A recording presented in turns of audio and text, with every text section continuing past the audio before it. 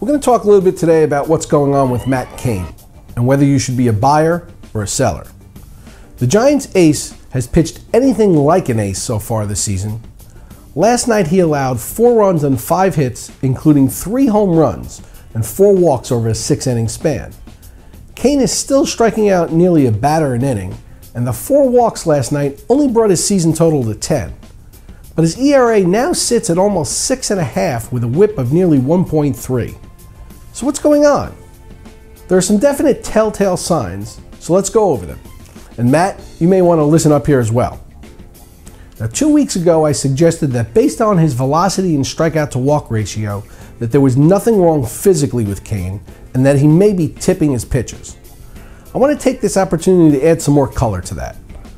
The 3 home runs he gave up last night all came in the same inning. Cain had thrown 1,569 innings coming into the last night's game without ever giving up a home run hat trick in a single inning. And he's now allowed 9 home runs in his last 4 starts.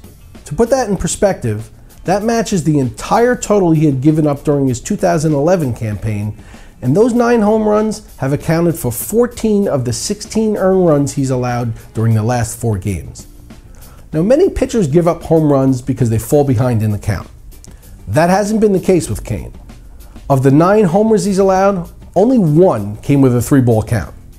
But when Cain throws his 2-seam fastball, he's starting it to the righties on the outer part of the plate, and the ball is drifting smack dead center and getting crushed. Instead of starting it in the middle and coming into righties, he's starting it in, and they are simply taking the pitch for a ball as it drifts inside. He needs to start it over the middle of the plate and have it cut in. Now, conversely, when he's throwing it to lefties, rather than throwing it in on their hands and the ball coming back to the inside part of the plate, he's again starting it on the inside part of the plate and the ball is drifting right to the sweet spot.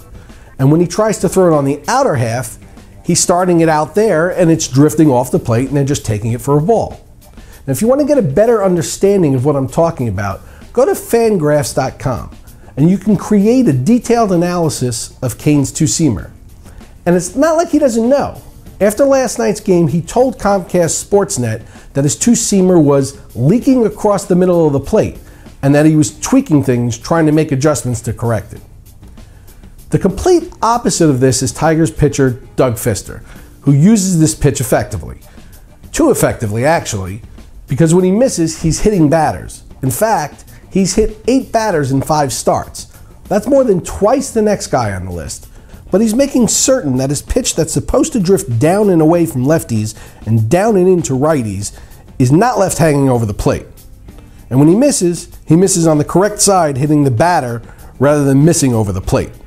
By the way, for whatever reason, a hit batter doesn't negatively affect the pitcher's whip in fantasy, and consequently, Fister has a nice little whip of just 1.03 to go with his 2.38 ERA.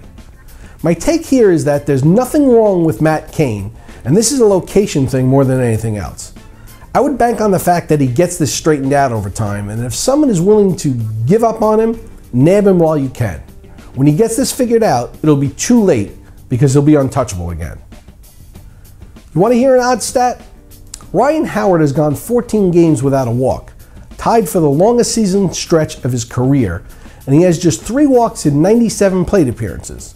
Now, you would think that would translate into a low batting average, but despite the walk drought, Howard has hit .327 with 2 home runs, 5 doubles, and 11 RBI during that 14-game span. Now, one of 2 things is going to happen here. Either Howard's average is going to drop, or he's going to start drawing more walks. And Kevin Gregg is now 4 for 4 in save chances for the Cubs this season. If you were waiting for someone to step up and get the job done in Chicago, it looks like it's Gregg's gig for now. And who had Tommy Hanson going last night? Alright, just me, I guess. Hanson left the game with a 5-run lead after 6 innings, giving up 2 runs, 5 hits, a walk, and 6 strikeouts, and didn't get the win. Talk about the bullpen blowing your win. I hate when that happens. And the fact they keep showing it on TV all day because it went 19 innings just makes it worse. Peter Bourjos was put on the 15-day DL with a left hamstring problem after last night's game. Eric Ibar was activated in his place.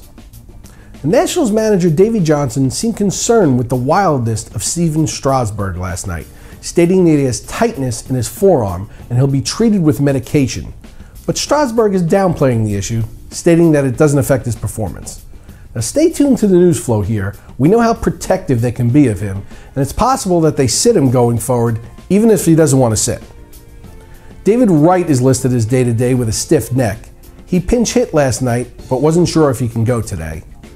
And the Marlins placed outfielder Giancarlo Stanton on the 15-day DL after suffering a strained right hamstring in last night's game.